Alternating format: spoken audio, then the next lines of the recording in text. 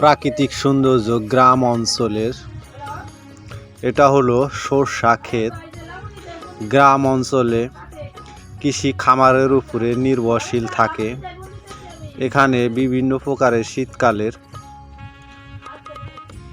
প্রাকৃতিক সৌন্দর্য, এটাকে সরষা বলা হয়। এখন সরষার মৌসুম, সরষার ফুল দেখতে অনেক সুন্দর লাগছে।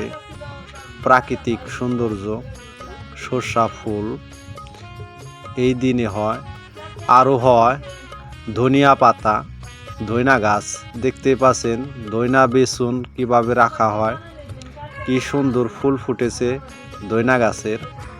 এটা হলো আমরা গ্রাম অঞ্চলের মানুষ বলি সস পাতা, যাকে বলা হয় সস গাছ।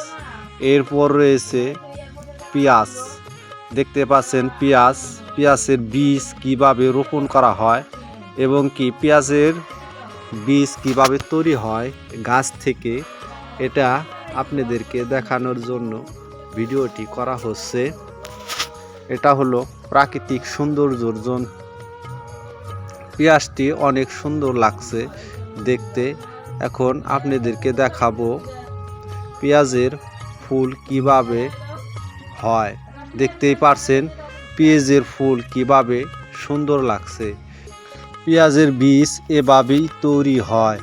ভিডিওটি ভালো লাগলে লাইক, শেয়ার, কমেন্ট, সাবস্ক্রাইব করবেন। সাবস্ক্রাইব করতে ভুলবেন না। ভালো থাকবেন, সুস্থ থাকবেন। খোদা হাফেজ।